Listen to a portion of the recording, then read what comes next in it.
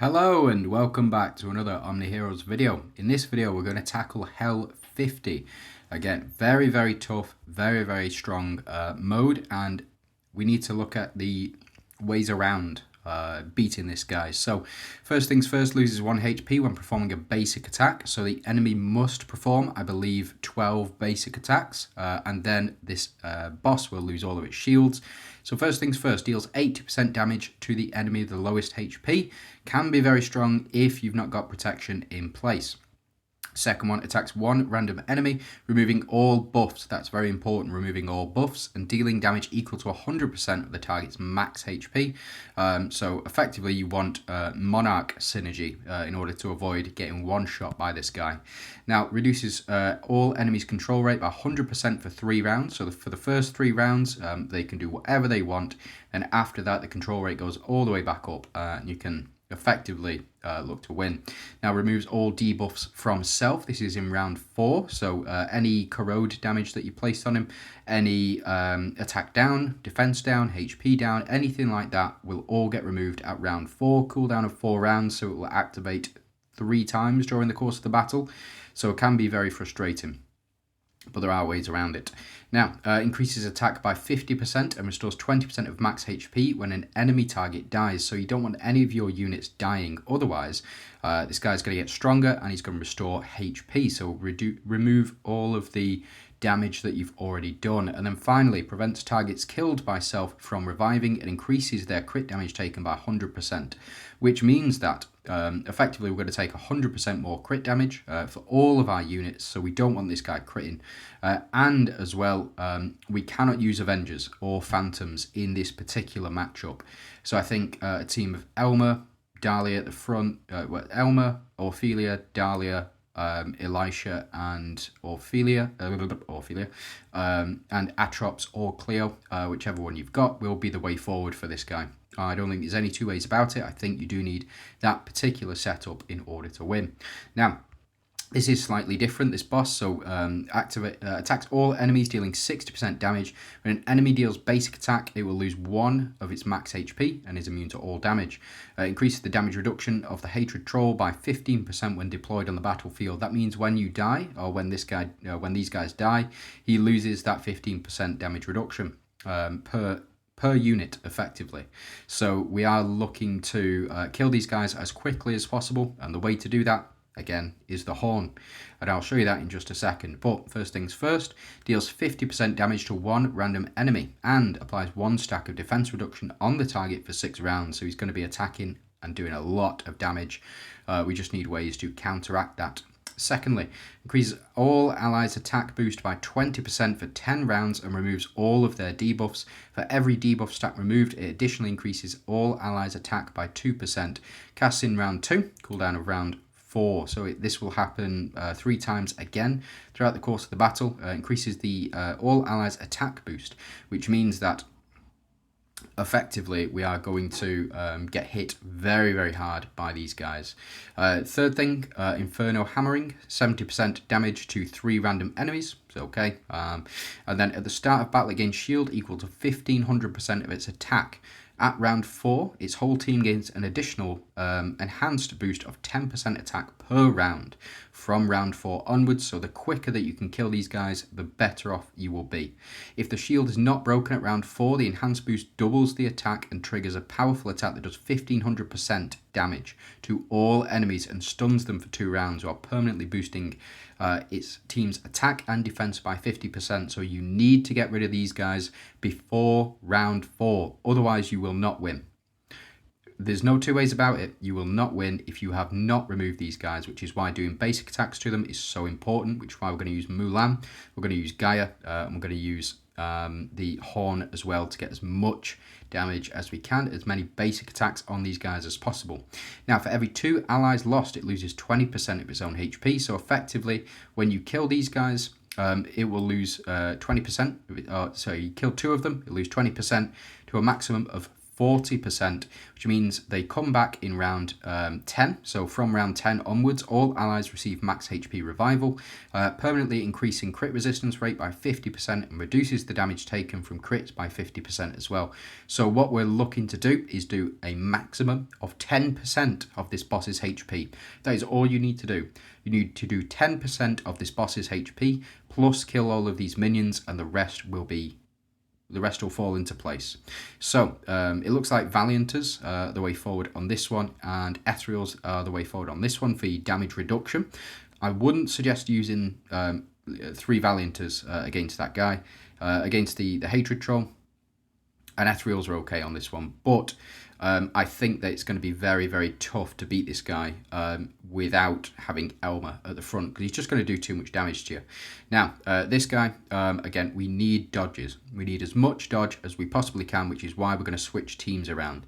Easiest way of doing that, you go ahead and you click on your preset team 2, you swap it around. So as you can see, we've swapped, we've copied this exact lineup, and then what we do is we jump into here, and then we can go ahead and copy it onto this one, so then we don't lose this team setup if we wanted to rebuild it very quickly. But again, what we'll need to do is go into my presets again, and I'm going to use my preset 1. I always have Ashley and this particular relic here, Sacred Tree Fang. Ooh, where we go. The reason that I do that is just so I can do this when I need to. So I quick deploy, and then all of my units are gone, all of my artifacts are gone, all of my relics are effectively gone as well. And then what we can do, jump into this team, and we can quick deploy this team. Now, I think this team will be absolutely fine. The reason that I think this team is absolutely fine is because of this horn here. Like I said, after triggering dodge, retaliates with a basic attack against the attacker during battle. So we need to dodge as much as possible, which is why I've also gone with increased dodge rate for you. Need that in. And then what we're going to do as well is we're going to take out Astrid. I know we lose the Monarch synergy, the 3 Monarchs, we do lose it, but it is for a good reason, and it's because of Mulan. Now Mulan, what she does, she applies burn, so all of our back row units will apply burn when they attack, which is very, very good against this boss. Specifically, we need to do 10% of his max HP, which is very, very tough, but Mulan will also follow up with basic attacks. So if, say, for example, Talos attacks, Mulan has the potential to follow up with a basic attack of her own, which just increases the amount of basic attacks that we can do per round.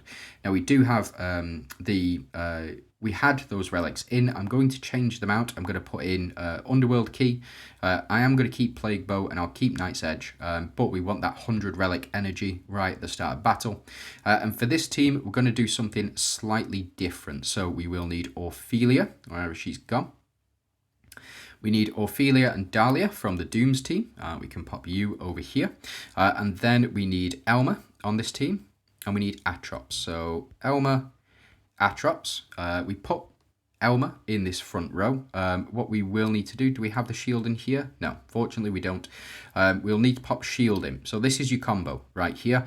You've got Elma on the front row. He cannot die if there is another unit surviving on the team, and the Undying Shield allows our back row to survive as long as on the front row there is somebody there. I've gone through this combo plenty of times. It's very well known at this point, but thought I might as well explain it again. We do have Ophelia every time we increase our HP. We will also increase our health by we increase our attack by 50% of that, which then builds up Astrid even more.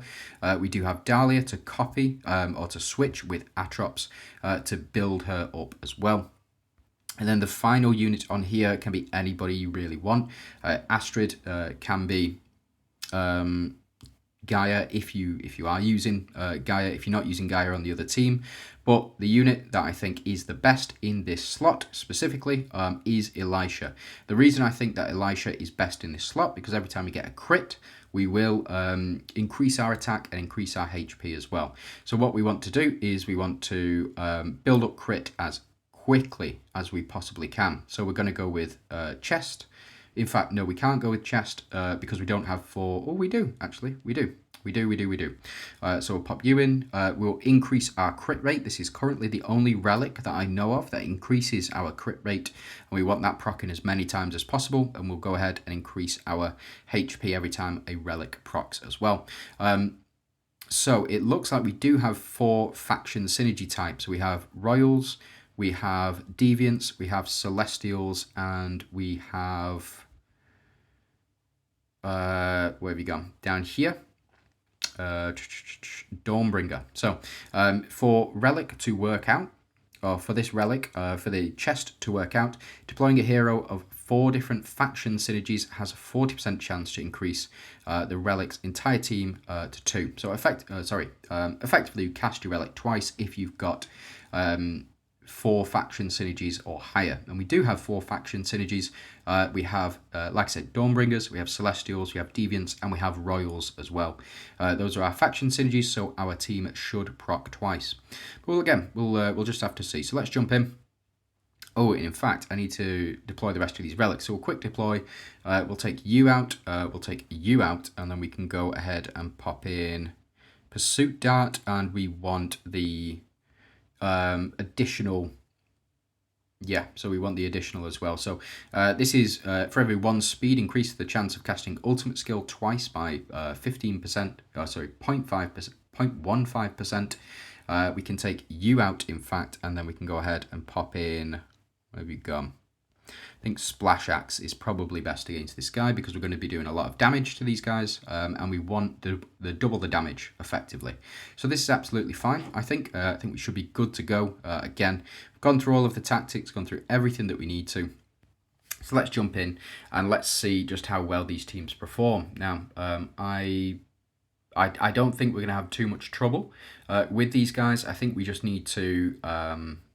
I think we just need to do as much damage as we possibly can. And it looks like these guys have actually got less health than I previously thought. So because of the way that they built Rift Odyssey, these guys, originally we had 30 rounds to beat this boss, but we had double the health of the minions and double the health of the boss as well. So it did take like 20, 30 rounds to beat these bosses. Could have been a very, very, it just lagged too much. So effectively it would take about 30 seconds to load into these particular boss matches. Again, it just wasn't fun for anybody, really. So what we are, there we go. We went down to 0 health then. I got a little bit worried, but here we're building up our attack. As you can see, the plan is working and we are doing reasonable damage to this guy. Again, we do need to build up. If you have Cleo in this spot, you can use Cleo instead of Atrops, but I still think that we should be good to go on this one, especially with the double, potentially triple, triple, double, triple. I know basketball. I'm down with the kids. I'm cool. But yes, so what we need is a little bit. Yes, we are building up, and I just completely lost my train of thought then. Making too many jokes. So we're doing our triple damage and our triple ults, and we are starting to do a lot of damage now. But what we need to do is we need to wait. Oh, that's where I was. Sorry. Is these guys now have reduced health, which means that it's not going to take 30 rounds in order for these guys to die. What we're looking for, I think they'll be done by round 12. I've been wrong before, but I suspect we'll be absolutely fine. That was a lot of flipping damage. Yeah, look at that. Oh, it's working out very well. So yeah, by round 12, I think these guys will be reduced. In the previous iterations of Rift Odyssey, in last season's Rift Odyssey, these guys all had 30 health still. So it was an oversight from the devs. They left these minions at 30 health, so it was impossible to kill them. Or at least it was impossible for them to die. They did not go down, which is why it was so tough last season, because of that single fact, that these bosses, minions, just didn't go down. Now, what will happen is naturally, they will all go down.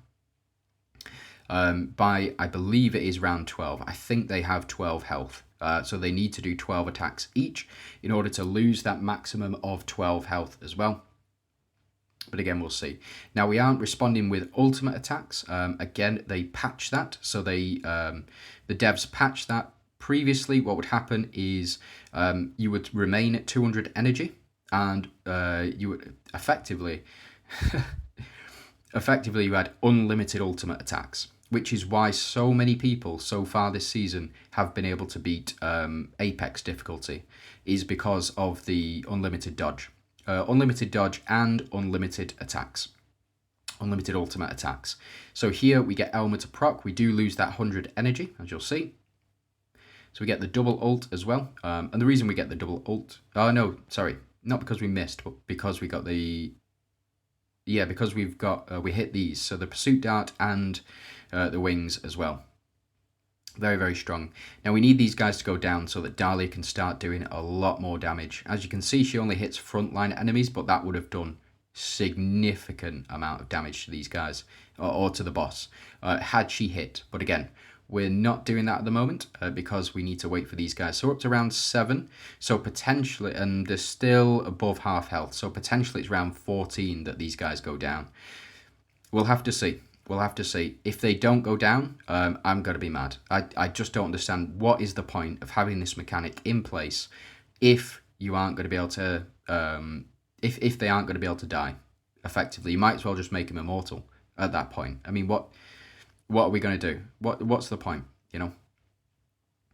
Anyway, we get the double ult from Elmer off the miss that we had, or the triple ult from Elmer off the miss that we had as well.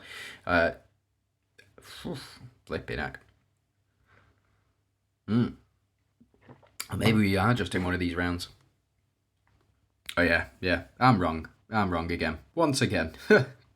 And we haven't done altogether, we haven't done more than half health, which leads me to believe that actually this boss is really, really tough. And I think that you do need Elisha, especially in this next round. It's going to be really, really, really strong. Because we'll have built up as well. So we don't have striker synergy within this particular build. You can change out Ophelia for an additional striker, potentially Seraphina, to build you up as quickly as possible. But what will happen is Seraphina will go down, but the Atrops will still, in fact, Atrops will still gain that 25% attack every round. Like that attack there from Dahlia and that attack there from Elmer is so strong. It is really, really strong. And that was a huge miss for us. There was a really huge miss. And we may potentially lose because of that miss. But we'll see. We'll see.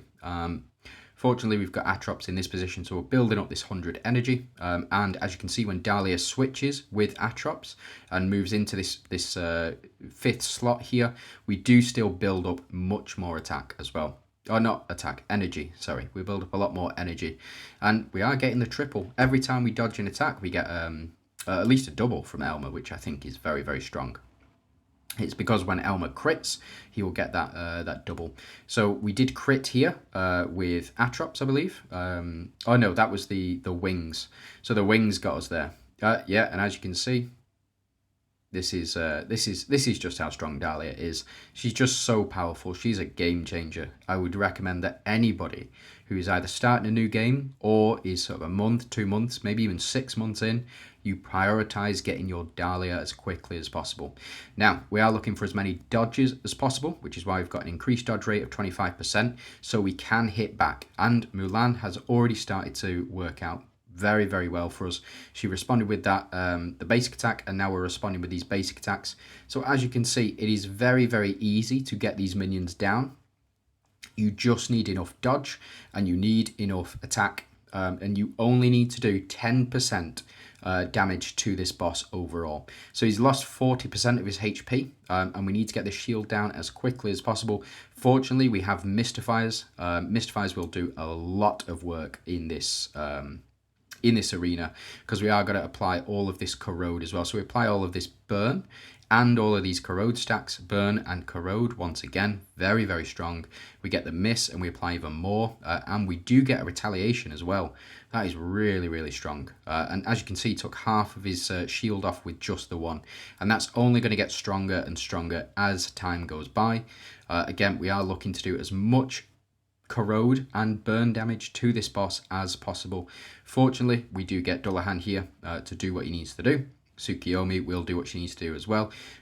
Very, very low damage actually, in comparison to how much damage we were doing previously with our past team. But again, Atrops Dahlia switching is so strong. We get the ultimate here from Mulan, and we do knock off another large portion of this this guy's shield. We do need to get this shield off before round 4, otherwise we are gonna suffer, I suspect. Yeah, but it seems to be working out relatively well. Here we are, again, attacking. Don't get a miss there, but we do start to do actual damage to this boss because we have removed his shield, and we are able to start doing direct damage now to this boss. Again, we're not doing altogether too much. We're only doing 1500 million, which is nowhere near enough. The damage that that's looking a lot better. It's nowhere near enough the damage that we actually need to do, but I suspect that over the course of the next sort of 15 rounds, we're going to win, but it's going to be very close. And the reason that I think it's going to be very close is because of how much damage reduction this boss has, and how difficult it is to actually do any sort of damage to him at all. This 6,900 million, not good enough. This from Gaia, 7,900 million, not good enough. We need to pump those numbers up as much as possible. So as you can see, we're up to 86 stacks, so we still have 15 stacks left to go. And the corrode damage there, whew, it is not bad, and we get this ultimate damage as well. It's all going to build up all over time, but realistically we could do with doing 100,000 million. That is how much damage realistically we need to do. He did lose 40% of his HP, and it looks like he is now below that 40%. So I think it's just a matter of time now. We need to get up to round 10. What will happen at round 10 is these guys, the minions, will come back in, and we need to remove those minions as quickly as we possibly can. We're not going to be able to do this boss's full health. The tactic is to remove those minions as quickly as we possibly can. There's no two ways about it. That is just how we need things to go. It's just how you beat this boss. That 15,000 million looking a lot healthier damage-wise.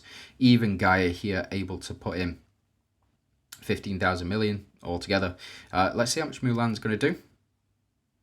Yeah, 7,600 million is not bad. Plus as well, 3,000 million on a basic, and then we retaliate with an ultimate attack as well. And with Gaia, she will retaliate with an ultimate attack. 16,000 million, another 16,000 million here. Oh, only 10,000, what a shame. But we're now doing much, much higher damage than we've seen previously. It's because we're up to our 100 stacks as well for our Genesis Glow. So we've got our max HP boost, our Leech boost, Genesis Glow, and as well Tsukiyomi is still stealing. So Tsukiyomi goes up to a maximum of 20 million if you don't have her at 9 stars. If you have her above 9 stars, she's going to do much, much more. And I think that we've got this one in the bag, because this guy is now well below that 30 million. So it is 16 health that these guys have. We've just witnessed that. They all recovered 16 health, but now these guys are going to go and attack. We are going to retaliate with our basic attacks as well. Very, very strong, and even a double there from Gaia. Really, really powerful effect. So we do get the miss here. Do we get another? No, unfortunately not. So we are going to go into the next round with these guys still alive, but that's absolutely fine. This boss is going to lose 40%, and I think he is below 40%. So yeah, when these guys die, that is it for this boss. We are done. Again, the tactic is to remove those minions as quickly as you possibly can, so the boss doesn't gain any additional benefit, and then do as much direct damage to the boss. A minimum, well, in order to win, it is only 10% HP. So just keep that in mind. If you do 5% over the course of the rounds where he's got no minions, and then again you can do 5% the next time round, that is how you win. So yeah, thanks very much for watching. Hope it's been informative, and yeah, You have a great day.